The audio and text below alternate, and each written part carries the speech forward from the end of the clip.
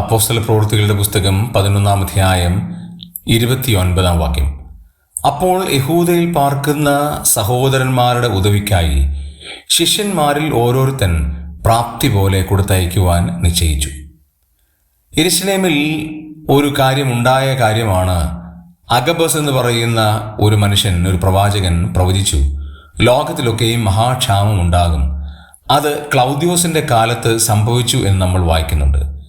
അങ്ങനെ വന്നപ്പോൾ അവിടെ ഉണ്ടായിരുന്ന യഹൂദയിൽ പാർക്കുന്ന സഹോദരന്മാരുടെ ഉദവിക്കായി ശിഷ്യന്മാരെല്ലാവരും ചേർന്ന്, ശിഷ്യന്മാർ എന്നിവിടെ പരാമർശിച്ചിരിക്കുന്നത് 12 ശിഷ്യന്മാരെ മാത്രമല്ല, യേശുക്രിസ്തുവിനെ വിശ്വസിച്ച് രക്ഷിക്കപ്പെട്ട് സ്നാനപ്പെട്ട ആളുകളെ ആ കാലഘട്ടത്തിൽ വിളിച്ചിരുന്ന ഒരു പേരാണ് ശിഷ്യന്മാർ.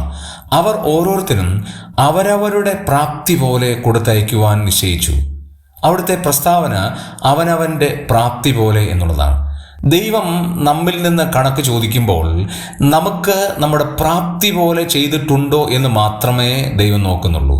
നമുക്ക് അവസരങ്ങൾ ഉണ്ടാകുമ്പോൾ, മറ്റുള്ളവരെ സഹായിക്കാൻ അവസരങ്ങൾ ഉണ്ടാകുമ്പോൾ നമ്മുടെ പ്രാപ്തിക്കനുസരിച്ച് നമ്മൾ ചെയ്യുന്നോ എന്ന് മാത്രമാണ് ദൈവം നോക്കുന്നത്.